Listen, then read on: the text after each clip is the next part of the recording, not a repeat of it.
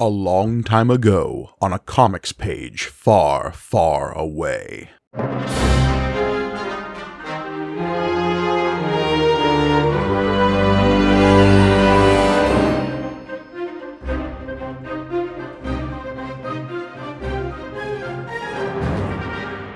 Greetings and welcome to May the Panel Be With You, the Star Wars comic book show brought to you by the Punch Up Entertainment Network. I'm your humble host, Mike Gargoni, and joining me, as always, the Monet to my Kiro, it's John Campbell. Oh, those names can mean only one thing, folks! We're headed back! Going to Iskalon! Oh, yeah. No, I'm actually not that excited about it, and it is what it is. It is what it is. I will say this is a weird story. There's some weird jumps, especially from Luke Skywalker, that I will try to understand here. Yeah. We are covering issue number 82 of the Marvel Star Wars comics. We're back in it, folks. Back in the 80s.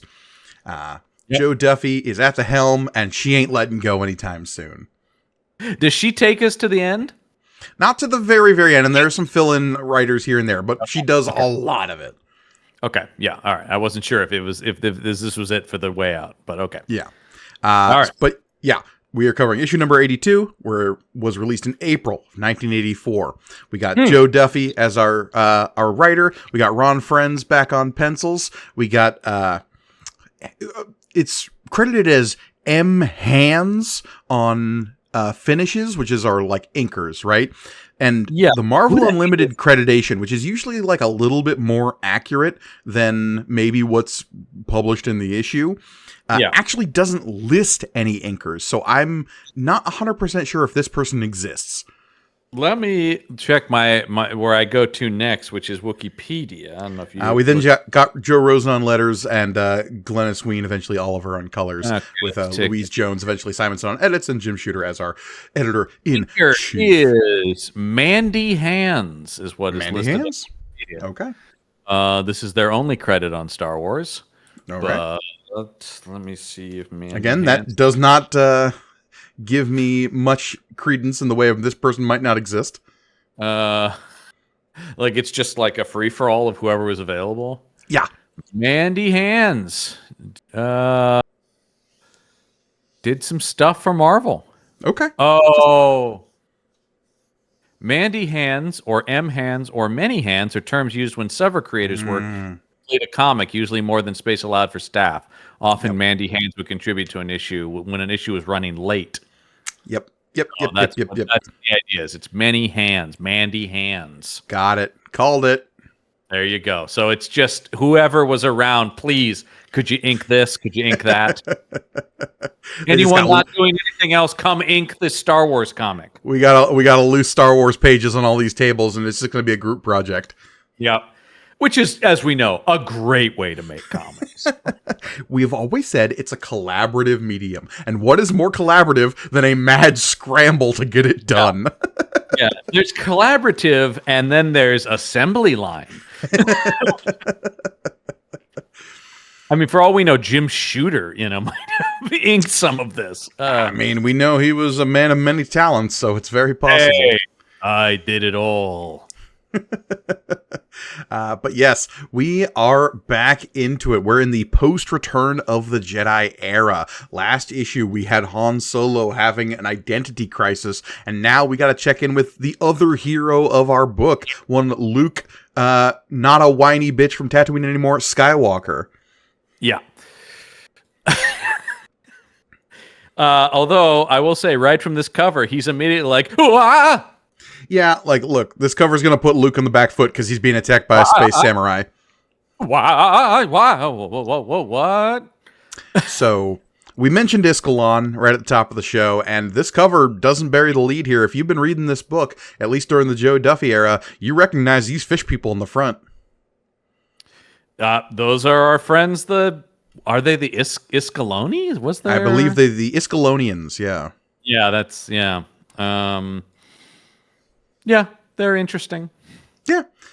But we're on the cover here with a Luke Skywalker who's in a headlock. Someone has wrested his lightsaber away from him, and this space samurais about to lay I into don't him. remember them being this threatening last time we were there. Yeah, but we got Luke Skywalker here in trouble, though Luke in a bit of a different outfit, and we'll get into it in the first couple of pages here, but this is a new look for Luke. We've got him in some black pants and like a black undershirt and a white tabard kind of a thing. Yeah. Here, we'll talk about this. My reaction to this issue was they seem to like, we need to merge New Hope and Return of the Jedi, Luke, right? Mm-hmm. So you got some of the white robes and stuff and tunic and stuff that he's wearing in the original movie, but mixed in with some of the black, which I think is a mistake because that all black just fucking rules. It does. But let's get to the first page here because I think this is probably our best look at this outfit. So we have the black of the Return of the Jedi look with the like single black glove. Yeah. But we've got white boots and this white, tabard or tunic, or it's like it falls down around the shoulders. It reveals the black of the chest, but then falls down into like a small skirt around the waist and hips. Yes.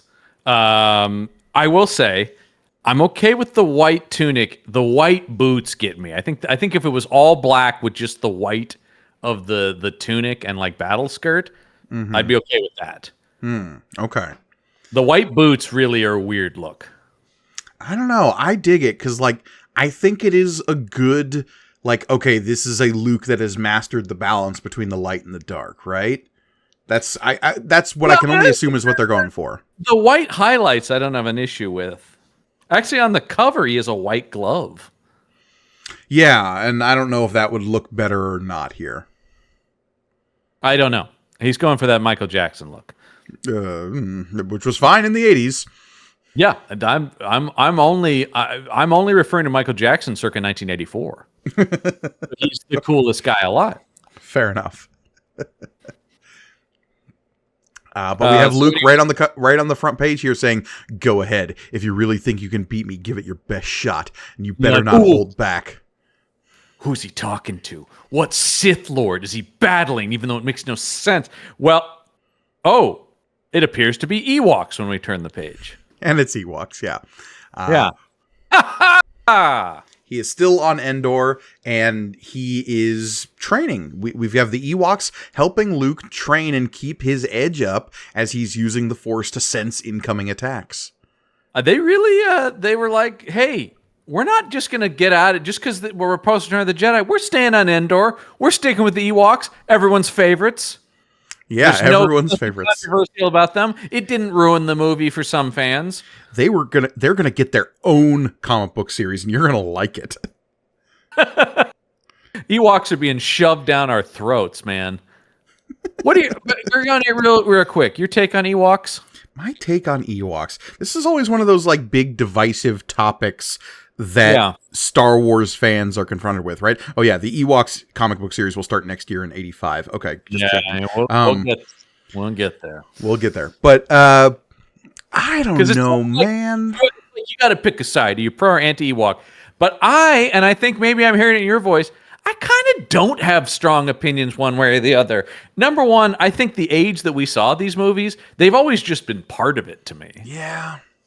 I just sort of like, well, yeah, the Ewoks are there. I don't know what to, So here's the thing. Would it be cooler in retrospect if it had been Wookiees as it was originally planned? When you hear that, yes, of course. Right. That's cooler. But I also watched Time Bandits at such a formative age that I feel like scrappy little go-getters that are going to take down the big guy speak to me. I would say, though, from the opinion of the anti-Ewok camp, would be Time Bandits is built with a certain level of whimsy that is kind of being forced into Star Wars with the Ewoks as opposed to just being there from the conception.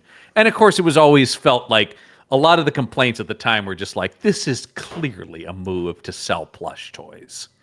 Or, make this a more kid-friendly movie. Yeah, I mean, I don't know if you saw the great, we love him on this show, Denis Villeneuve. I don't know if you saw his quote about Return of the Jedi breaking his heart as a teenager. He was in high school. Return of the Jedi came out, and he goes, "I love the first two."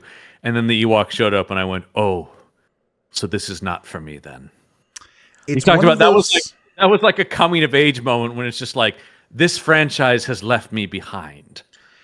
It's one of those things that I think the best fantasy and sci-fi and genre stuff, when it's a series that like strikes really hard with a youth of a certain age, right? Yeah. Like whether it be Harry Potter or Aragon or Star Wars or whatever, the idea that the series matures with its viewership as it grows is something that Star Wars took like a step back on in Return of the Jedi.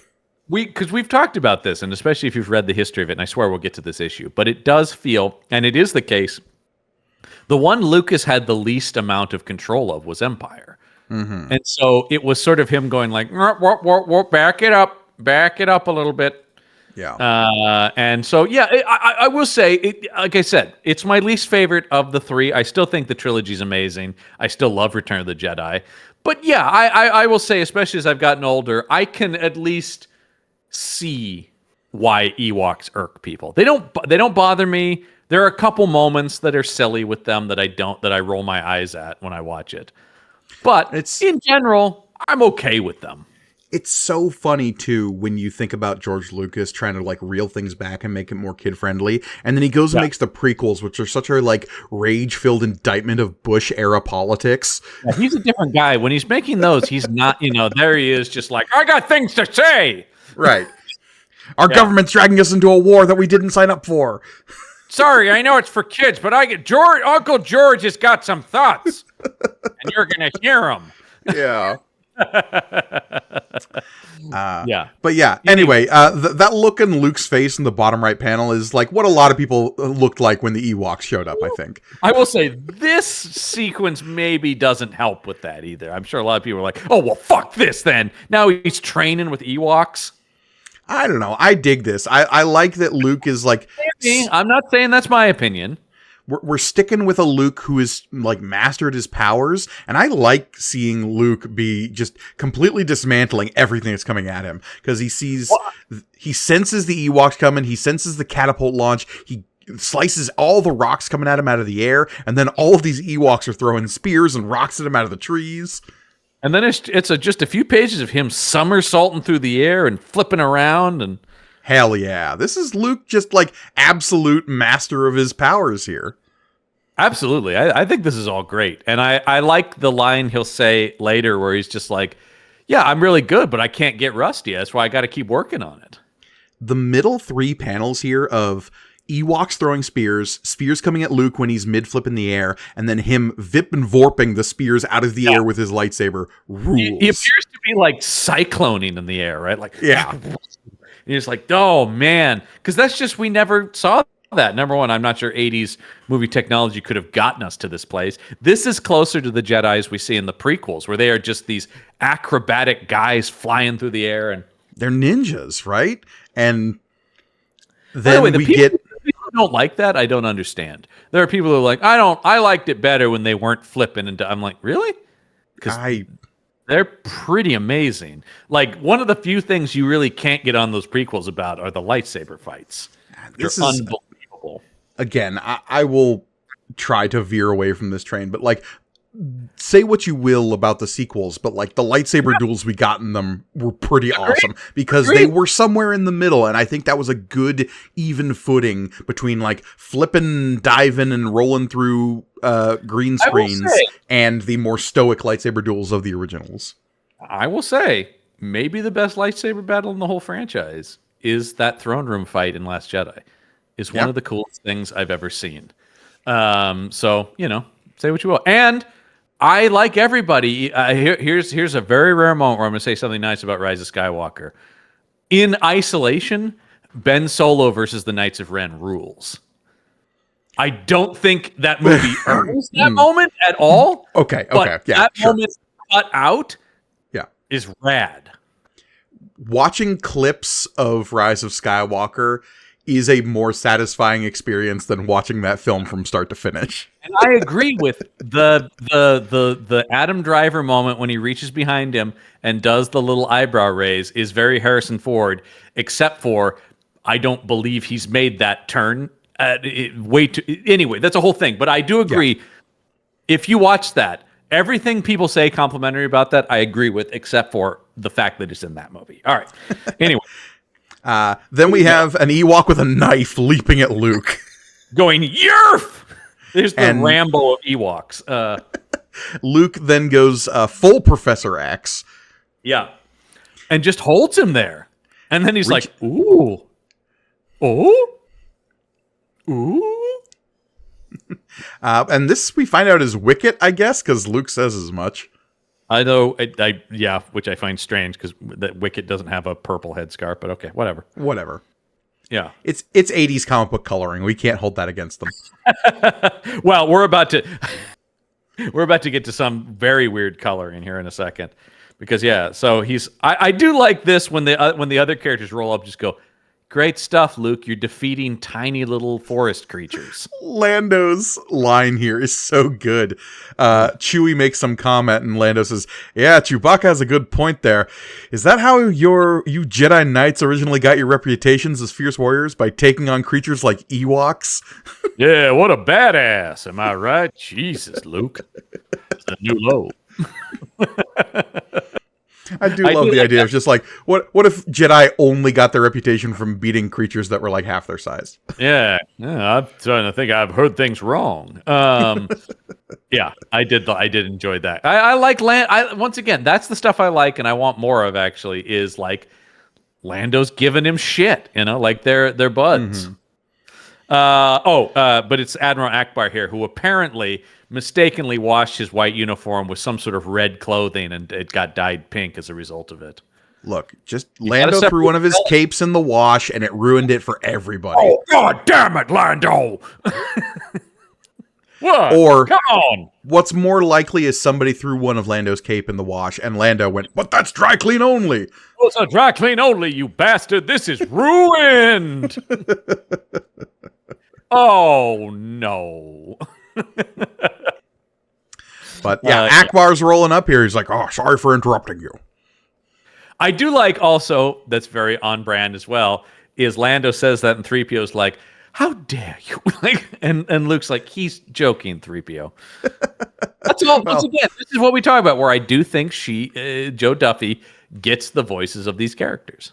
Yeah, because 3PO's line here is just like, "Don't hold the Ewoks in such low regard. They considered me a god, so they must have good taste." I do like that in retrospect, he's like, actually, I like that. At first he was like, I can't pretend to be a god. And now he's maybe come around to like, maybe they have a point. After all, Wicket and his people did have the good taste to recognize me, a mere droid, as their god upon our arrival. They know maybe they saw something I didn't. Uh-oh. It's awoken something in him. I don't like that. And then I do like that through this whole conversation, when you pull out to realize Wicket's still hanging in the air. And slowly being lowered. Yeah, but that's just how cool Luke is. He's just keeping this Ewok hovering in the air while he's having a conversation. Yeah. Anyway, Admiral Akbar's like, enough with your nonsense. And Luke's like, okay, I'm still part of the Alliance, even if the rebellion is over. He's like, all right, well, then I got a mission for you. The end of the rebellion is what concerns us now. With the Emperor's death and the death of his chief aide, Darth Vader, and the destruction of the great weapon and much of their fleet in the battle here, the power of the Empire is seriously broken. And what remains in their place poses a serious question. Okay, yes. And so this is Akbar getting to something that is kind of true, which is like, we have never considered what a government structure post-Empire would look like. It's actually a pretty big oversight on our part. Well, he even says here, before the Empire, there was the Republic. And however decayed or imperfect the Republic may have been, however tyrannical and destructive the Empire was, both served to unite the galaxy. So now we have to come up with what is the thing that replaces that. Right, because we had the Empire, and he's asking a valid question, right? Like, okay, if you dethrone the Empire, do we just go back to the Republic? That doesn't seem right. Which, in the current canon, is sort of what happened, and yeah, that's a big oopsie. Yeah, I mean, that because it is sort of like, I sort of look at it as like, in lack of anything better, it's like, I guess we just go back to what we were doing, sort of. I mean, the Alliance, as he calls it here, is short for the Alliance to Restore the Republic. Right. But as the prequels would later prove, it wasn't that great. Yeah. There's this sheen on the Republic that people remember because the Empire was so shitty. But in fact, it is how crappy the Republic was that let the Empire take root to begin with. Right. What they actually need is to just start over, rethink the whole thing. But starting over is hard. Yeah. That sounds like a lot of work. What are we going to do? Write a constitution or something? Blah. So he wants Luke to go out and talk to the leaders of these other planets. It's like, we're sending our celebrity, right? I mean, that's definitely the thought here, right? Send the guy that blew up the Death Star, the guy everybody's heard about. Sure. Send him out to talk to them about, like, all right, without the Empire, you joining what we're putting together? You want to be in our band? And to make sure that Luke doesn't fuck it up, they're sending a professional, Pliff. Remember Pliff? Okay. Here's where the comic gets the Who Jibs, John. The Who Jibs. Here's where the comic gets a little confused.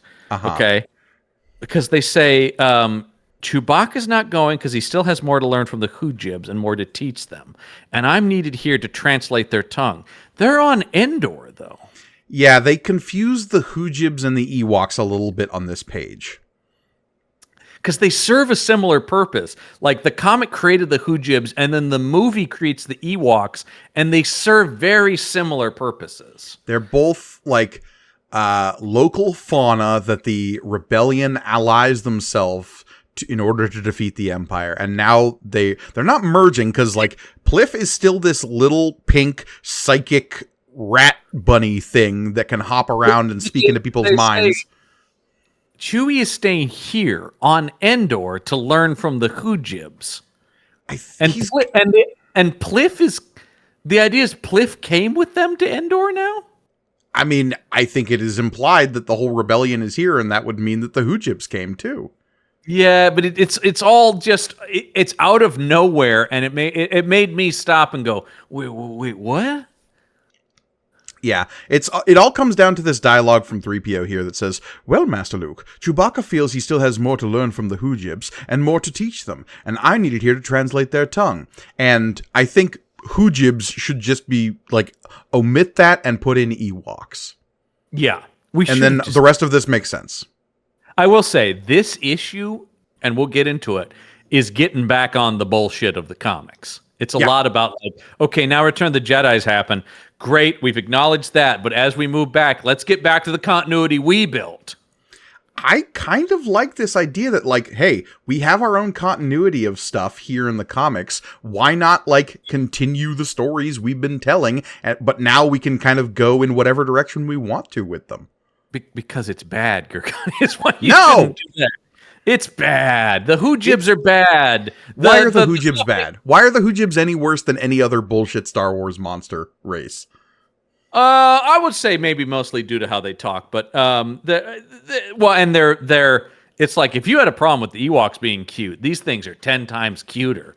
Sure, but tiny little pink bunnies things. I don't think they're any worse. Like I always imagine them talking like Matt Berry. They talk like Matt Berry or Frasier. Yeah, they absolutely do. God. Wait a minute. That's it. I forgot we were doing Frasier. That was it. I was trying to remember what bit we did with the Who Jibs, because it's been a while, and it was that they were the Frasiers. Luke, shall we be off? Yeah. Hold on, I have to stop for some sherry. Yeah. But no, I don't honestly think they're any worse than Babu Frick or anything.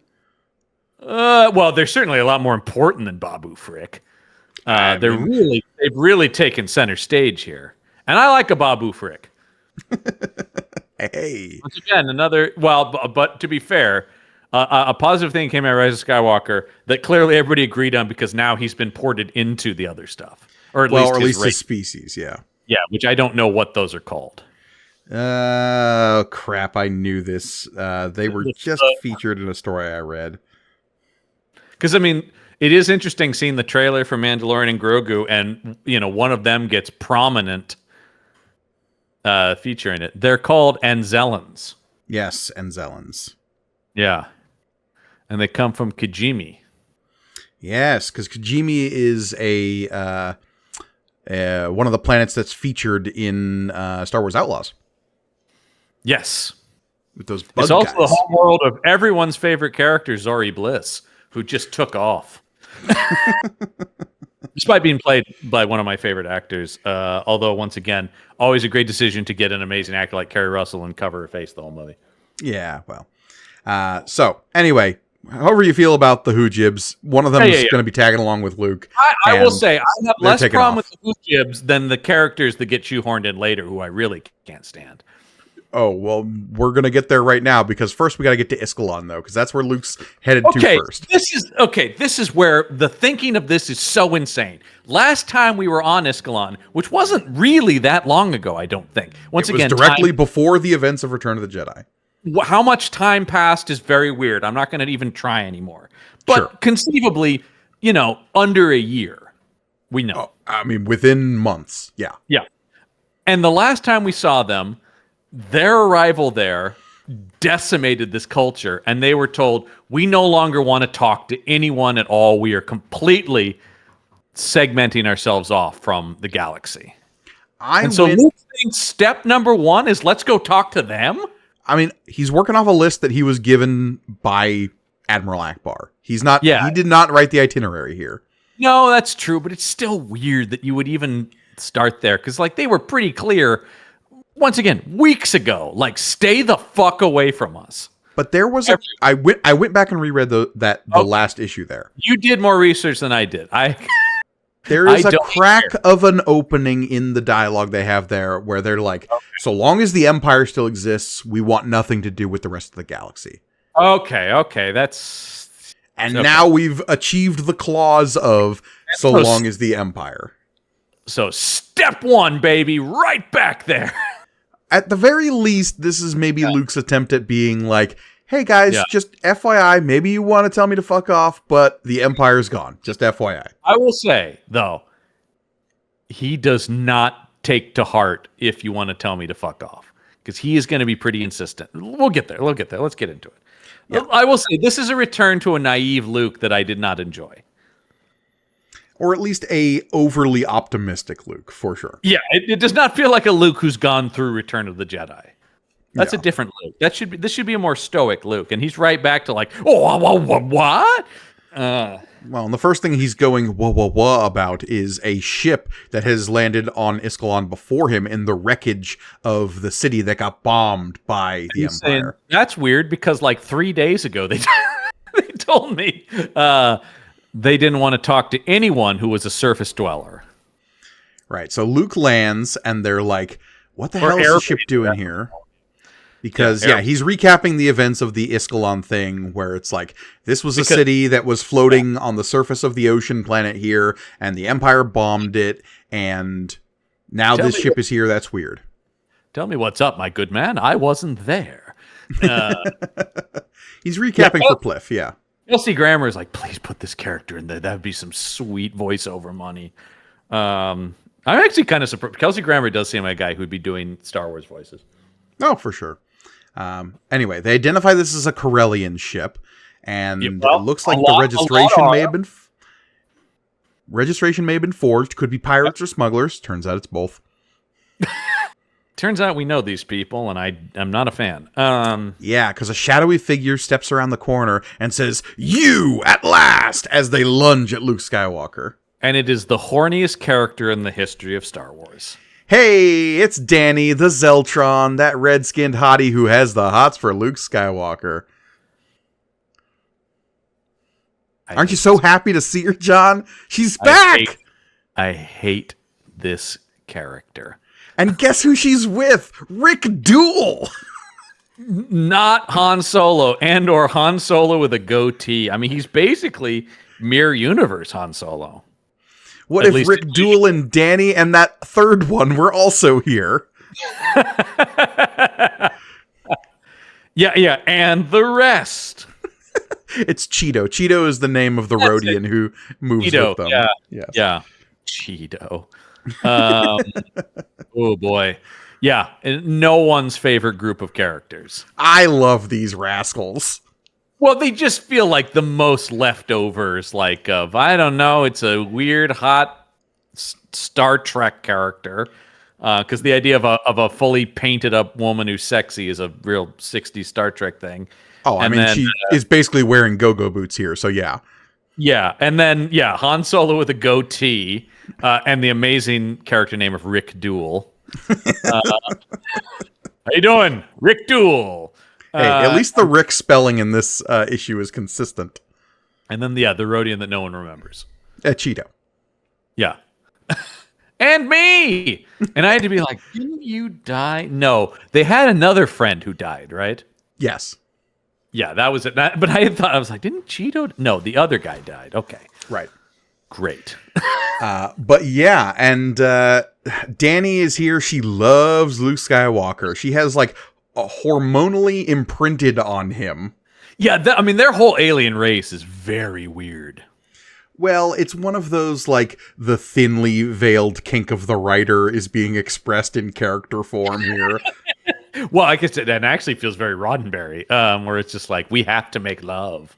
But, like, the whole hormones things was absolutely from Star Trek, right? Like, that was a thing in the Orions. Oh, yeah. Oh, big time, yeah. And actually, I think I probably brought this up before. There's an episode of Next Generation where Famke Janssen plays a woman from an alien race that is like designed to whoever the first man she sees when she's let out of her cocoon or whatever, she instantly falls madly in love with. And she's supposed to be it's a weird fucking storyline about she's supposed to be given to this other alien race so she can be the wife to that guy so they can end a civil war. But of course there's an incident and she comes out and sees Picard first and then is instantly in love with Jean-Luc Picard. Who wouldn't be? That guy, I tend to agree. But yeah, so anyway, it's always weird, the idea of like, and also I love the I love you, and you can just and the look and Luke's just like, I know. I do love this turn because we get this play on the dialogue from Empire. God. Because it does just feel like, I mean, that's the whole gimmick here, right? And this is where I'm talking about. It feels, and not necessarily like just horribly so, but this is some of the sitcom-y stuff I'm talking about. Where he's like, "Oh my God, lady, God." I much prefer Luke having this reaction though, as opposed to how some male writers might have written this, where Luke is into it. Well, Han would be into it. Or Lando, yeah. Oh, I mean, they couldn't do it with Lando, right? Because they would get right in bed. It wouldn't even be, there'd be no conflict if it was Lando. Yeah. And so we see Rik Duel and Cheeto here, their arms full of stuff. Yeah, because they're just, they're like, and so, so they turn the page and they're like, what are you doing? It's just like taking everything from this wrecked planet. Yeah, it's everything got bombed, so we're stealing a bunch of stuff. You got a problem with that? And I like that Rik Duel's like, what, do you want in on this? No. We'll cut you in. Yeah, that's what I was waiting for. I am exactly the wrong guy to ask that to. This is why I love Rik Duel. Rik Duel, to me, is the superior foes of Spider-Man of the Star Wars universe. He is like absolute scumbag, just like out for himself, always working an angle, and he constantly works with the same people, but he'd never call them friends. No, and it's all like petty crime. He's not a bad guy. He's just like, ooh, an opportunity I'm gonna steal. He doesn't have, he's not Lando where it's a grand con and a heist and stuff. He's more just like, hey, somebody left that behind. It's mine now. Finders keepers, There's no grand ambition here behind, like, except for easy paycheck. Han and Lando are like cool criminals. This guy's just trash. He's a crook. Like, yeah, he's a crook. This guy's a hood, This guy would be afraid of Batman. His business card says Rik Duel, hoodlum. Anyway, and so he goes, and he basically is like, I love just taking stuff like this because it's no risk to me at all. Well, he says, because Luke asks him what he's doing here, and he says, salvage, of course. Iskalon and dozens of planets like it were pretty much wiped out before the end of the Empire, and that leaves a lot of goodies and tech and valuables just lying around. All of them are dead. Who cares if they need it anymore? Once again, though, love before the end of the Empire that happened 2 days ago. You gotta get while the getting's good, John. Strike while the iron's hot. This guy heard the Empire went down and within minutes was scavenging. Hell yeah. I gotta beat the other crows picking the bones of this thing, man. And you know what Rik Duel would call that? Good business sense. Yeah. We're the smart ones. Early bird gets the worm, motherfucker. Oh, I see, Luke. Now you want a taste, huh? No. I do love Luke's, like, because Luke kind of sees Rik Duel for exactly what he is. So when he breaks this down, he's like, Rick, this might be hard for you to understand, but I'm here on a diplomatic mission. I'm trying to, like, convince these people that the galaxy can be better, and you're looting their corpses. And he's like, dipla what? Making up words now. What the fuck any of that meant? Glorpiny. See, I can make up words too, Luke Skywalker. Great, yeah. Mr. Big Shot with his books words. Because Rick's response here is like, hey, great. Then the way I figure it, you're entitled to some restitution, huh? Yeah, all right. Yeah. Meanwhile, underwater. Below, chum is being spread. Yeah. The Iskalonians are drawing forth the magic sea dragon that we'd seen before. Uh-huh. Which they say the name here. What is it called? They say it on the next page. Chiaki. Yeah. Yeah. So they're dragging that forward. Meanwhile, they're still arguing up on whatever this bar is. Rick, Danny, Cheeto, have you really thought about what it is you're doing? This is where I'm a little bit like, Luke, maybe just let this go. Rick's like, come on, who's it hurting? And Luke Skywalker, the Iskalonians is who it's hurting. But I like that Rik Duel has really taken it as, they're not using it. He's such a scumbag. I love him so much. Rik Duel's a guy taken from the dump, or like he's the kind of guy who's raiding places after a hurricane, right? Right. You don't need them. They're dead. Who cares? Yeah. He's matching addresses to a casualties list and going, they ain't ever coming home. He's the worst. What do they need this air fryer for? Like, and obviously, I don't like him as a character. I like him as a counterpoint to Luke being reasonable here. Well, because he even says, he goes, hey, they don't want to talk to air breathers, so what do they need this rebreathing gear for? Yeah. But it's still their world. Yeah. And what do a bunch of fish care about artwork? Because Rick is now ranting at the edge of this platform here as the dragon is rising up behind him, the Chiaki. This is very silly that they're just like, Rick, behind you. As everyone gets a reaction shot as, behind Rik Duel, the Chiaki has risen and now it shall attack. Very poorly, though. Yeah, it doesn't do a very good job. Because Luke's able to knock him out of the way. Rick, you dope. That's a Luke Skywalker thing to say. You dope. Thankfully, Plib is here to illuminate the situation by saying, Luke, the creature's thought process, or what could be best called as rudimentary. Nonetheless, I did my best to communicate with it. Hey, baby, I hear the blues are calling. All right. Salad and scrambled eggs? I don't understand. Salad and scrambled eggs. They're calling again. So he's like, coming to the surface isn't natural to it. Something drew it to us. It was merely curious when it appeared here until the sight of food aroused its instincts. And then up come some angry sea villagers. Yeah, Luke's trying to get everyone out of here when the mob appears. Mm-hmm. They might as well have torches and pitchforks. And Luke, though, is using that force powers to start tossing people, which I do like. This is some cool-ass Luke here. They do have to do the comic book thing, though, of like, we can't just use... We got to have like a pink energy blast because it's 80s comics, and how else are we demonstrating the force? Yeah, he throws Danny out of the way, and then he grabs Cheeto with the force after pushing him down and doing a double flying kick over him. Yeah, that's pretty cool. I'm on board for that.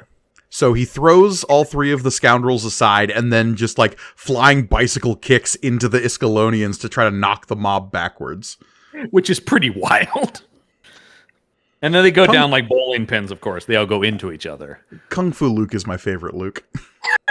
Well, it's a very Marvel Comics idea of what Luke would be doing. This next page, you could replace every image of Luke Skywalker on this page with a picture of Shang-Chi or with Iron Fist, and it would fit perfectly. It's the same kind of poses, right? Yeah. And Luke, the whole time he's fighting, though, is trying to say, like, look, I get what you were doing, but you really got to stop. Come on, they don't deserve this. Please don't make me hurt you more. Well, you got to get this. I almost get the sense, too, he's like not even out of breath. He's like, please stop. Yeah. Come on, think about it, guys. Like, it's nothing to him. It's like, and he's dodging stuff, so... Yeah, he has a slick dodge where he dodges and, like, they hit each other, and then he, like, force whips a club out of some guy's hand, and then he kicks another guy in the face. Hot take. I like Luke using the Force. And then he senses the blasters coming before they fire because he's a Jedi. You know, he does that. These are stingers, of course. Of course. Yeah. But that's when he busts out the lightsaber and starts reflecting blasts because he Jedi. Never not cool. I will say that. I have never not enjoyed somebody just deflecting a blast with a lightsaber. It's just always awesome. It's what made the last two Jedi games so satisfying is because they really nailed the lightsaber parrying in that game. The sheer satisfaction of just being like ping and you kill a stormtrooper or whatever. It's rad. Never doesn't get old. Although, do we need a thought bubble of him saying, "Still, my lightsaber has the power to deflect their fire"? Yeah, I mean, I'm looking at it doing that. Does it? Luke constantly trying to stop this says, listen, all of you, I didn't come here to rob you or fight you. Those guys did. I didn't. Kill them. That would be Han Solo's movie. Like, I didn't do anything. Kill them. But then a voice calls out and says to stop, basically. It's me, Kiro. Remember Kiro? Kind of. He's the yellow one. Kind of. He's the yellow one who was sort of like, we thought was a bad guy, but then turned out to be a good guy. Is this the guy? This is the guy whose dad was in charge, right? No, that's the other one who's going to show up here in a second. That's Monet. Kiro is the one who ambushed Luke and Leia underwater, but that was only to get them out from the water because he knew that Monet's wife had turned traitor against the Empire. That's right. Monet's wife really got thrown under the bus. Oh yeah. He's like, "Hey, how you doing, Luke? Good to see you." And he's still got that big scar across his face from the time where they were fighting here on Iskalon. And I do like this guy's like, "Oh, we knew these fucking dumb robbers were here the whole time." Yeah.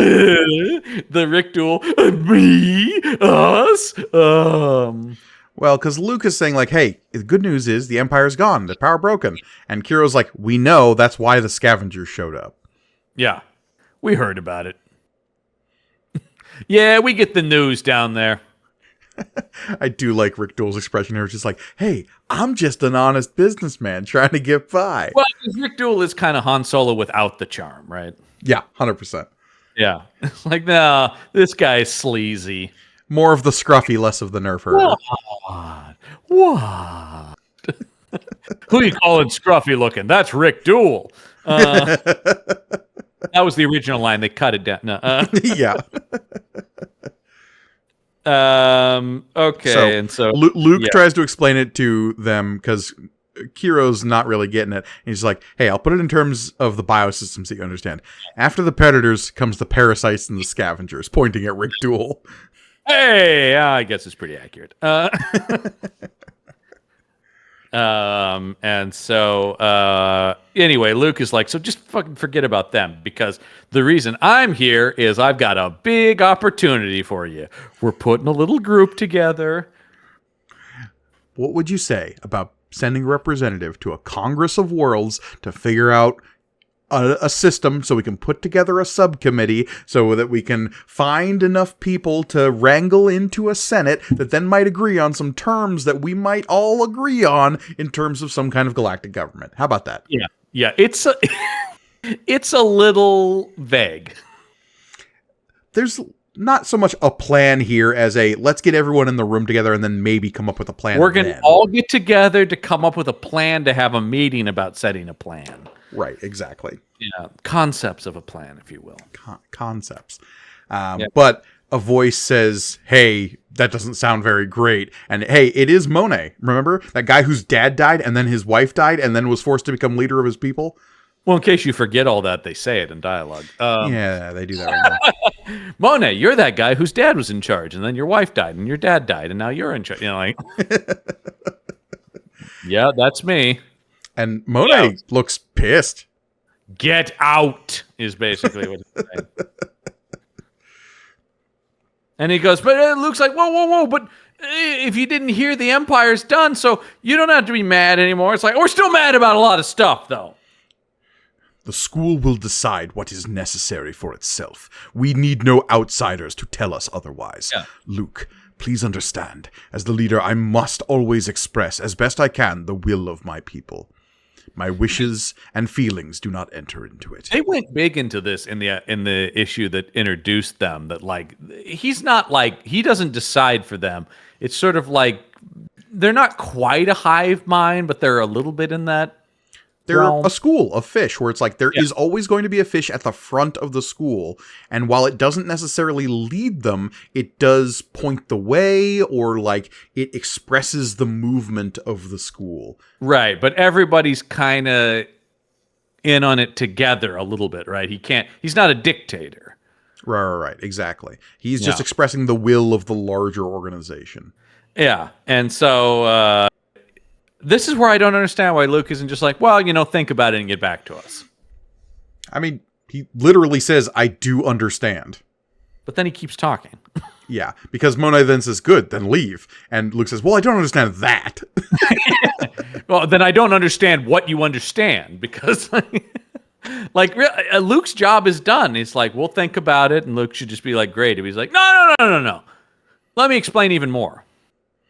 Well, actually, it's Monet who's doing a lot of the explaining here, because he says, we have learned that unlike us, the air breathers have no sense of their place in the biosystems. They will act in what they see as their own individual best interest at the expense of the group. And he's not wrong.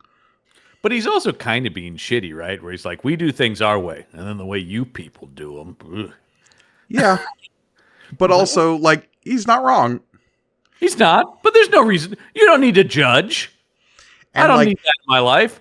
Is it better for the Iskalonians to just not get involved in air breather politics because it's so alien to their way of doing things? Yeah, I think so. I'm cool with them just being like, yeah, you know what? We'll do our thing, you do your thing, and we don't need to have conflict, but we also don't need to be involved. That's fine. Kiro steps in at this point, though, and says, Monet, just send a representative. I'll go. Come on. It's not a big deal. Yeah. And Kiro's like, yeah, that's not how this works, man. Yeah. Monet is like, I'm sorry, Kiro, but I cannot send you. It is not what the school would want, and anyone who leaves here without approval is not a part of the school and cannot represent us. Can I also ask this, though? What would these people bring to this alliance? Just the idea of they're just another planet, I guess? Yeah, that they're a representative of the larger galactic community. That decisions can be made with the perspective of these people. Yeah. Sure. But if they don't want to be involved, then let's go. Right. But then what happens if a larger galactic body, like, I don't know, sets up a base on a twin planet called Gamondar that's just across the system and starts making decisions that affects the whole star system that the Iskalonians weren't representative in? But if they choose not to be representative in it, then, But this was the whole point of the whole situation with them and the Empire was like the Iskalonians were just trying to stay out of it, but the Empire was doing some shady shit all over their star system, and it dragged them into it eventually. Well, cross that bridge when we come to it. It's it's very much the case of like in a globally interconnected like system of governments, right? Trying to be isolationist is I agree with that. That will inevitably end with like pain and failure. It will, but you also can't make people do something, or else that becomes a different problem. That's true. All you can do is do what Luke did, where it's like, here's what we're offering. Think about it. You know, I gotta go. Yeah, and that is kind of what he does. Luke is just like, I guess you're not going to get it, so I'm going to take these scumbags and get out of here. But yeah, Luke is like, the one thing I can control is you people stop stealing. and Rik Duel's like, that's fine. That's cool. That's cool. Rik Duel, the guy to immediately bow to the mob. Yeah, no worries, man. Yeah. We were about to leave anyway, honestly. We were just off, We actually, you know what's great, Luke, was actually before you got here, we realized the error of our ways. That's actually... Yeah. It's a free galaxy, and okay. We'll be ready whenever you are. But then... Kiro looks like he's having some second thoughts. And just before Luke is about to leave, somebody approaches and says, "Hey, I'm coming with you." And what's this? It's Kiro, dressed as an awesome space samurai. Yeah, I mean, I will say the idea of the water suit samurai armor is pretty cool. It looks like the full like Kabuto helmet with the shoulder pads and like the leg vambraces, and yeah, it looks good. I'm coming with you. Yeah, it's a traditional rebreather garb for Iskalonian. Plastics are high impact and keep water circulating. The more modern suits were destroyed in the blast or cannibalized by your friends. Yeah. Hey! We are not his friends. He made that pretty clear. Danny's like, I'm his friend. Yeah. Shut up, Danny. I'm a lot more than his friend. All right. Jesus, Danny. Cool it. Keep it in your pants. Somebody get a bucket of cold water on Danny. Jesus. Somebody hose her down. Boy, oh boy. Anyway, so, yeah. But Luke's like, well, you can't come with me. Because X-Wing only seats one. Yeah. And a pliff. Yeah, but pliff is fun-sized. Yeah. It's one of the great things. My size is small, but my wisdom is large. It's true. So they send Kiro aboard the ship that Rik Duel and the others are on because apparently they're headed the same way. God, that feels like a spin-off. I'd watch that. Yeah, Monet and the scumbag. Or no, wait, the Kiro and the scumbags. Kiro and the scumbags, because Kiro's obviously like the straight-edged one, and the rest of them. This feels like a classic D&D party. You got the troublesome rogue, you got the fighter who's just in the back there, you got the charming bard, and you got the straight-edge paladin. This is perfect. Hey, I'm just here for the money. This fall on CBS. But Kiro takes off with them, and the Iskalonians are left to see them fly off into the distance and say, wow, he actually left. And Monet's like, yeah, and we'll miss him, but he's dead to us, basically. Well, because he said that earlier. He said, if you leave this planet, you don't represent us. You're not part of the school, man. Because one of the Iskalonians here says, Kiro actually chose to leave the school. Will he not miss his home? And Monet's response is, no more than we shall miss him. Yeah, it ain't gonna happen. Yeah, it is what it is. Man. Can't change it. There we go. Yeah. Bye, everybody. Next issue, though, still active after all these years. I don't know what the hell that means. Someone's coming out of retirement. Damn! Just when I retired. He's still active after all these years, or it's referring to a droid. It's gonna be one of those things. I mean, I'm guessing droid. Because it's Star Wars and active. But Maybe. I don't know. We'll have to find out next week on the show. But hey, if you want to check out more from us, head over to our Patreon page, which is patreon.com/punchupent. That's punchupent. You get cool exclusive bonus content as well as early episodes dropping on there. So once again, that's patreon.com/punchupent, punchupent. Head over there, check that out. Gergani, where else can people check?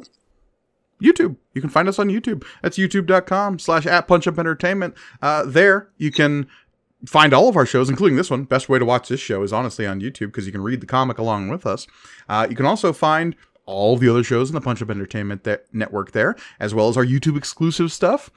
We've got Punch Up Plays, where Elliot Lewis and I are working our way through the Mass Effect franchise right now. We've got the side campaign for Material Components, The Shadow Kingdom, produced by our very own Reed Morris, to some great effect there, as well as lots of other stuff coming down the pipeline. While you're there, please like, comment, subscribe. Let us know in the comments below. What do you think they're going to do with this Kiro fella? I'm guessing Luke might just have picked up his first student. We'll see. He joins the Jedi Academy. Hey, he's got a little, sword thingy on his belt. He's dressed like a samurai. He's most of the way there. He's most of the way there. But I think that is going to do it for us this week. As always, I am Mike Gergoni. I'm John Campbell. And remember, may the panel be with you.